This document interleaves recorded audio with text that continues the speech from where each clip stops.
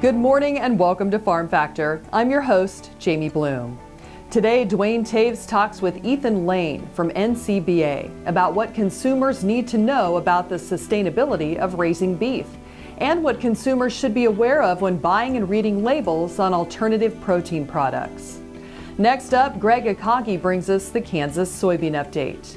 Then Duane Toews talks with Dick Goehring with the National Bison Association. He talks about how imported water buffalo is being labeled as buffalo and how you as a consumer can be sure you're buying true American bison. Next, we'll meet the Hunsingers, one of Kansas Farm Bureau's 10 farm families of the year. And to wrap up, it's Plain Talk with Kyle and Duane. It's all coming up on Farm Factor. Stay tuned. Closed captioning brought to you by Ag Promo Source. Together we grow. Learn more at agpromosource.com.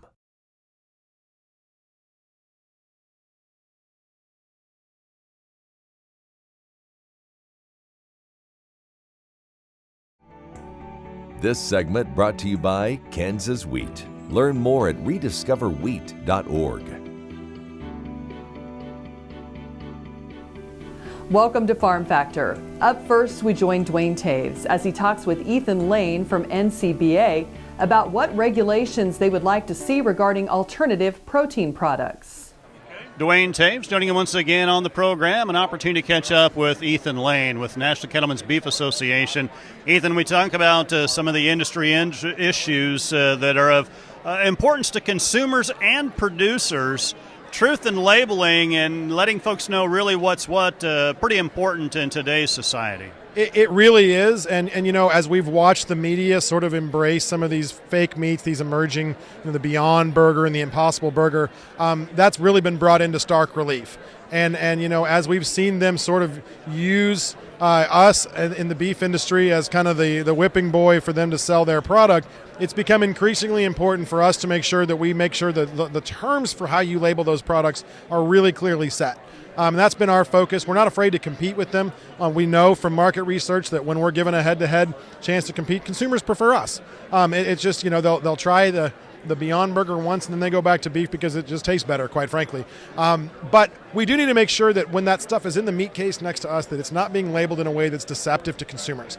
What we've seen from them is, you know, this effort to use chemicals to mimic the taste, texture, and appearance of beef.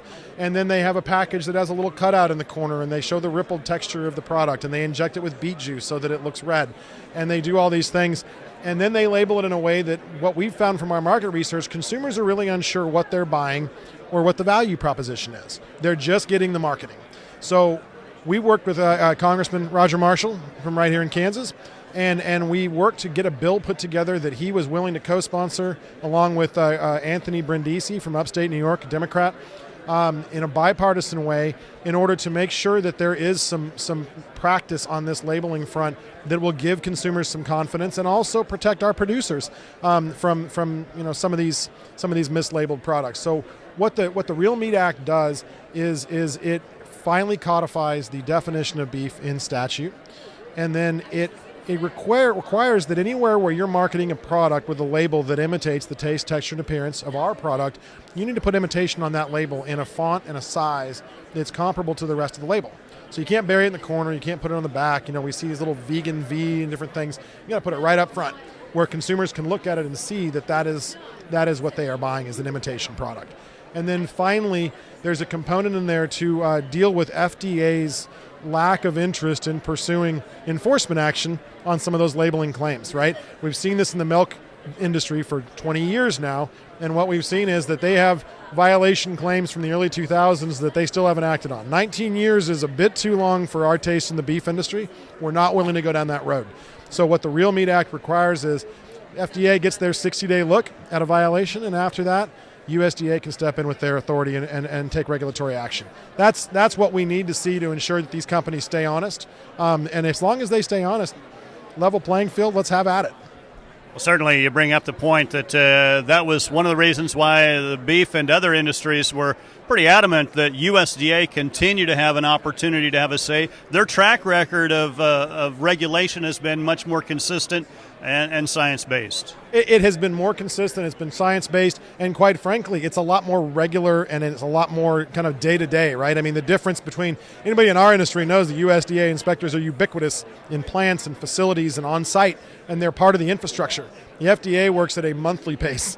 I mean, it is far different, and when you're talking about a fresh meat product or a fake meat product that's going to consumers, food safety matters, right? And that integrity that consumers know what they're buying and can rely on it to feed their families matters.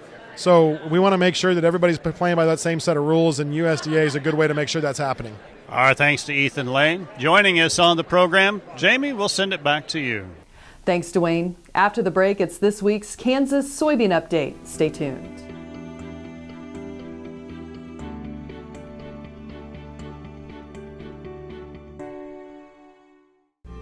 Kim Mannering with Hardy Insurance. Today we will talk about umbrella coverage.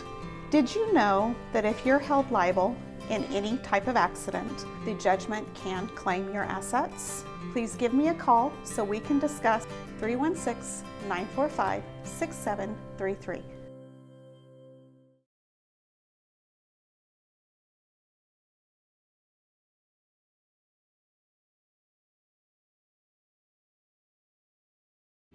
This segment brought to you by the Kansas Soybean Commission, the Soybean Checkoff, progress powered by Kansas farmers. Welcome back to Farm Factor and the Kansas Soybean Update. This is the Kansas Soybean Update. It's brought to you by the Kansas Soybean Commission. The Soybean Checkoff, progress powered by Kansas farmers. Teresa Brandenburg is joining us. She is a producer from Osborne, but serves as vice president of the Kansas Soybean Association. And Teresa, another Kansas Soybean Expo in the books. It just seems like that these come around so fast, but we are so excited to have all of these soybean producers here in Topeka to share some time together in fellowship and really have a lot of great education. And we had a few laughs as well. Teresa, during lunch, you also heard from the Kansas Secretary of Agriculture. Yeah, we were very fortunate to have Mike Beam join us today. We heard some comments from him about the state of agriculture, and he really affirmed for us just one more time the importance of Kansas on the agricultural stage nationwide. Kansas is a key player in ag production, and we know that, and we're very proud of that part of our Kansas heritage. You had some additional things and some new things this year, too. We did. We had a great keynote speaker. We heard from comedian Leslie Norris Townsend, and she really got us in the spirit. But some other really great things were we heard from some commission partners. So we heard from the Animal Agriculture Alliance and the U.S. Poultry and Egg Export Council, and they really updated us on the work that they're doing. And then we had a great afternoon hearing from K-State Research and Extension people on sudden death syndrome, cover crops, and farm finance. At lunchtime, we gave away some awards. After lunch, we gave away some yield contest awards. And we ended the day with David Shem from the USDA Farm Service Agency. This has been an interesting year for 2019 because I think every soybean farmer would say, thank God 2019 is over. There's still a lot of unknowns heading into 2020, too. Right. There's so many things that we can't control in agriculture, and that's why the Kansas Soybean Association and checkoff dollars are so important. We're doing the work to make it possible for soybean producers to be successful, both through research with checkoff dollars and then legislative efforts through the association. So we're managing the things that we can manage, and the rest we just have to leave up to Mother Nature. And, you know, having a comedian here, you would think, well, why? Well, it's something to make it loose and make everyone hopefully feel a little better. Yeah, we know any time that somebody's going to leave the farm, we want it to be a great day for them, and that's part of why we incorporate the education, but we want people to come out and have a fun time and get away from the farm and get away from some of the stress, have a steak at lunch, and just really spend some time with other producers. All right, sounds good. Teresa, as always, great to talk to you. Thank you very much. Thanks so much, Greg. That is Teresa Brandenburg, who serves as first vice president of the Kansas Soybean Association, producer from Osborne, who joins us on the Kansas Soybean Update. It's brought to you by the Kansas Soybean Commission. The Soybean Checkoff, progress powered by Kansas farmers. Learn more at kansassoybeans.org. For Kansas Soybeans, I'm Greg Akagi. Coming up, Duane Toews talks with Dick Goehring from the National Bison Association about changing labeling regulations so that consumers know when they're not buying American bison. SureCrop Fertilizers was started by my father, Don Sherman, and my mother, Shirley Sherman. Family business that started in the 80s. We predominantly focus on plant nutrients and what we can do to give growers better responses with the fertilizer dollars that they do, and what we can do to make those things work better for the grower. We're based out of Seneca, Kansas. We work with growers in their soil analysis to figure out what they need, and then we can put those in a blend that gives them the best results, and so that we can deliver that direct to their farm so that they have those nutrients where they need them, when they need them, and so that they can apply them in a manner that's very efficient to them and works well in their planting systems and what they're doing. Sure Crop Fertilizers has been around for a long time. We always say we're big enough to take care of everything you need, but yet we're small enough to do it quickly. You can get a hold of us at 1-800-635-4743. Our website is surecropfertilizers.com, and you can always email me at Corey@surecropfertilizers.com, and with any questions you have, we'll be glad to answer it and work with you.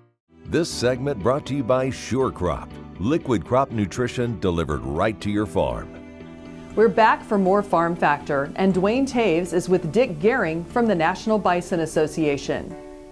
Duane Toews joining you once again on the program. An opportunity to catch up with Dick Goehring from Moundridge, Kansas, with the National Bison Association. Dick, we think about issues within agriculture and industry, truth in labeling. There's a lot of different industries that are feeling pretty strong about that. Bison has its own particular issue that maybe some folks wouldn't necessarily think about. Yeah, we have. In the last several years, we've had an influx of imported water buffalo coming into the country. It's first showed up in the pet food sector, and it has now kind of creeped into the human food sector as well.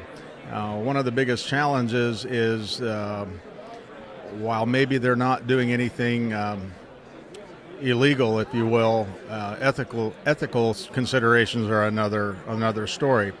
They're simply calling the product buffalo instead of water buffalo. We don't have a problem with them bringing it in and selling it, but we need them to tell the whole story.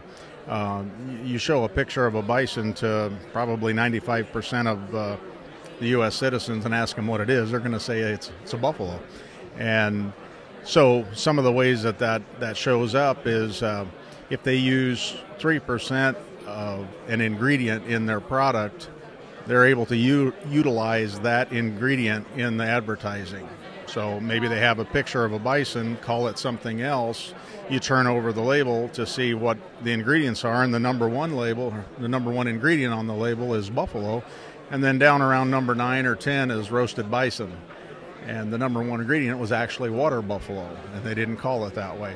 USDA has provisions in the verbiage to not allow that to happen, but under import, that all comes under FDA, and they don't have that verbiage. So we've been hard at work in D.C., and Senator Hoeven out of North Dakota and Senator Bennett out of Colorado introduced a bipartisan bill. They're looking for support for that to have a truth in labeling law, which would take care of that. We think about the product is significantly different for all intents and purposes when we think about bison or buffalo that has been raised and grain-fed in many cases here in the United States versus an imported product of water buffalo. Typically, I assume that's coming out of South America? It largely either Australia, but mostly India. India, yeah, and it's a significant challenge in that it comes in way underpriced for most proteins here in the U.S. And there's about 140 million water buffalo in the world, so not really a welcome competitor, especially if they're trying to play it off as our product. Well, that truth in advertising, obviously, a lot of folks are interested in that to protect the producer of a product, but ultimately to protect consumers as well. Well, and that's the problem. The consumers sometimes being duped into believing that it's our product. If there ends up being a problem, whether it's taste, whether it's quality, whatever the situation will be, we're going to be the ones with a black eye out of the deal. And so with that legislation not being introduced yet, I mean, it's been, they're talking about it, and I think we'll get somewhere with that once that gets taken care of, and I think we will get there. And we have some other truth in labeling issues, if you will, on the horizon, and this affects cattlemen and sheep and pork, everybody. That being the Impossible Burger and those kind of things. Not sure Petri dish is what I want my meat coming from. Well, it is an issue for those alternative protein products. With truth in advertising certainly is an issue, but particularly for the bison or buffalo sector, where you're a market that's still trying to create shelf space and gain pounds consumption within the United States. You bet. We're still in niche market and always will be. I mean, beef does a great job of being beef, and we're not going to try and compete with that.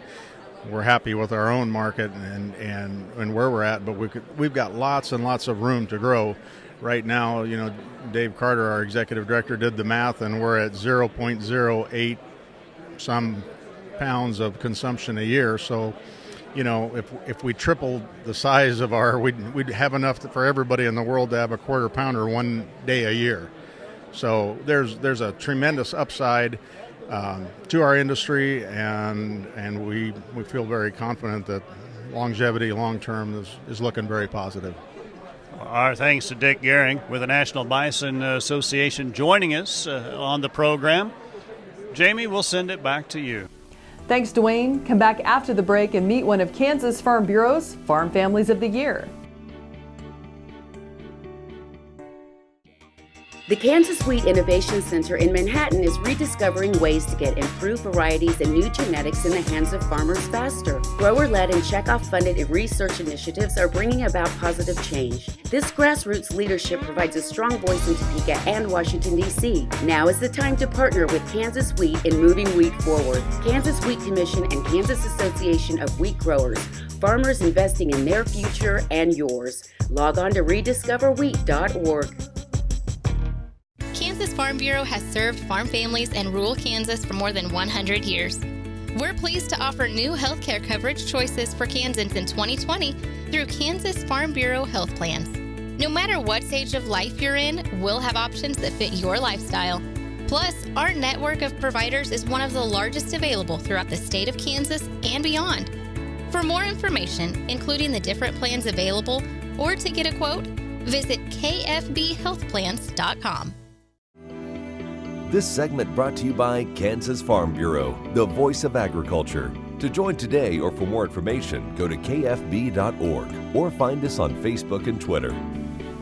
Welcome back to Farm Factor and the Kansas Farm Bureau Update. George Hunsinger took over the land he was raised on after his father and uncle passed away. Now, he and his wife Cheryl run a corn and soybean rotation, hay more than 200 acres, and have a small cow-calf operation. In 2016, they began planting 7 acres of sunflowers that is now open to the public. The couple is very involved in the Douglas County Farm Bureau. George is currently a board member and has served as president. Cheryl is the women's chair and has served as treasurer. George and Cheryl are very active in their community. George has served on the Douglas County Extension Board and the Douglas County Rural Water Board. He was also appointed to the Douglas County Fair Ground Improvement Committee. Cheryl is a past 4-H leader and currently volunteers with 4-H livestock auction registrations at the fair. She is also very involved with their church. The Hunsingers strive to keep an open mind with agriculture so that non-ag families will come onto farms. They see the Farm Bureau continuing their grassroots organizations with strong leadership, teaching, support, and technological implementations for many years to come. Stay with us. We'll be back after the break with Plain Talk.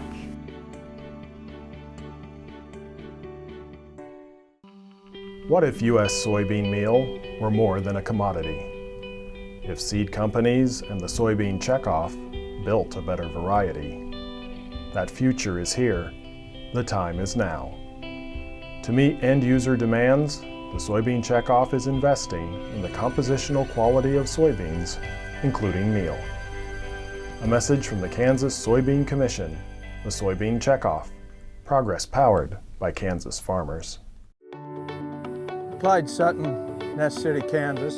Lived on this place all my life. About a year and a half ago, got to where I couldn't saddle a horse. The pain was terrible. Read about stem cell. First it wasn't for me, then they started doing neck and back. Went and had it done. As you can see, I saddled a horse. I'm still building fence. Love to shoot a shotgun rifle, and I'm able to participate, not like I used to, but nevertheless I can do the things I used to do, and life is good.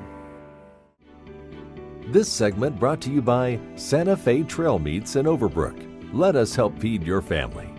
Welcome back. Now let's see what Kyle and Duane are up to on Plain Talk. Hi, this is Kyle Bauer with Plain Talk with the new guy on the block, Duane Toews. New guy. Well, it appears it's like how many times we've done this, and I tell you, push the button. How do you start this show? Oh, yeah. Fact or fiction question of the day, Kyle Bauer. It took radio 38 years to reach a population, what are we doing? Probably population. A market audience. Okay, there you go. To reach a market audience of 50 million people. How many years? 38 years. Well, there wasn't as many. Ooh, is that in the whole world or just in the United States? Probably in the United States. I suspect it's a U.S. thing. Yeah, I think so. On the other hand, in those days, Southeast Asia, number one, didn't have as much population, and number two, probably didn't have enough money to buy a radio. They just built them for us. 38, well, not in those days. That was in about 1970 or 60s they started doing. Built here at home. Seriously, all the little transistor radios when I was a boy, I mean, transistor radios were a big deal, and they were made in Japan. And that was the thing. Like nowadays, made in China. In those days, it was made in Japan. Right. Yeah.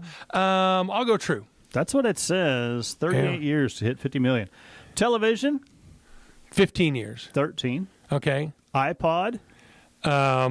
7. 3. Okay. iPod. Do you still have an iPod? No. Have you ever had an iPod? No. Me either. My kids did. Yeah, exactly. It was a little after me. Yeah, I can't even spell iPod. It was a little after me and those fitness people that like to run around town and stuff. Lots of those, I think, probably had one that were my age. Running around. Jogging. But they were your age. They were my age. But you just had to hum to yourself. I didn't run around town. You didn't need no music just to pitch hay. Yeah, no fitness needed here.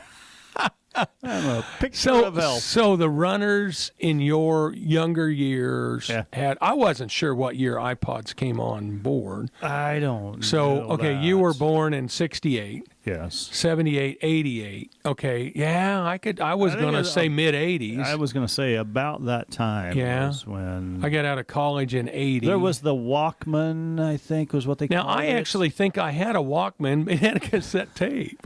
Well, seriously. Well, maybe it wasn't called a Walkman, but I had a little bitty deal that would play a cassette tape. Yeah. Then I had one before that was a little bigger. It played reel to reel. No, I made that part up. It did not. It was hard to hold it up on your shoulder. It was hard to hold it by my ear. Yeah, exactly right. So we recently talked about the world population and most populous countries, but right. What will be the most populous countries by 2050? So more or less 30 years from now. 30 years from now. 30 years from now, what will be the most populous countries? That's kind of a big deal because, again, at that time we talked about trade. Right. And you not only want to sign up with the guy that has a lot of people, you want to sign up with the guy who's going to have a lot of people. Right. Those that are of childbearing age. Yeah. India's still got to be relatively close to the top, I would think. It is. India will be number one. Okay. So you got number one right. And by the way, today it's China, India, United States, and what we say? Indonesia was number 4. I'm going to jump Indonesia to number 2, relatively close to China. Okay. By the way, Indonesia will have gone up more or less 50%, but they're starting quite a bit lower. Okay. So no, they're still under the United States 30 years from now. Really? Yeah. I am too. There must assume that in the United States, immigration is going to help our child birth rate. Well, I will tell you, the United States will be 4th in 30 years, according to this projection, and this is from Worldometers. Worldometers. They're worldly known for their meters. Their meters. Yeah, I don't know Who's who Worldometers is. Then? Third is, and this will just kill you, it's Nigeria. Seriously? Nigeria, and let me see if I can find that other list from 2019. 2019, Nigeria was 7th at 200 million, and they will be 400 million. Double. They will double in 30 years. Well, I hope they fix some things. Exactly. Infrastructure-wise. Well, I mean, how many people can you get on a telephone scam and support a whole country? I mean, that's got to be their second biggest industry. Thanks for joining us. I'm your host, Jamie Bloom, and I hope you enjoyed today's show. See you next week on Farm Factor. Closed captioning brought to you by Ag Promo Source. Together we grow. Learn more at agpromosource.com.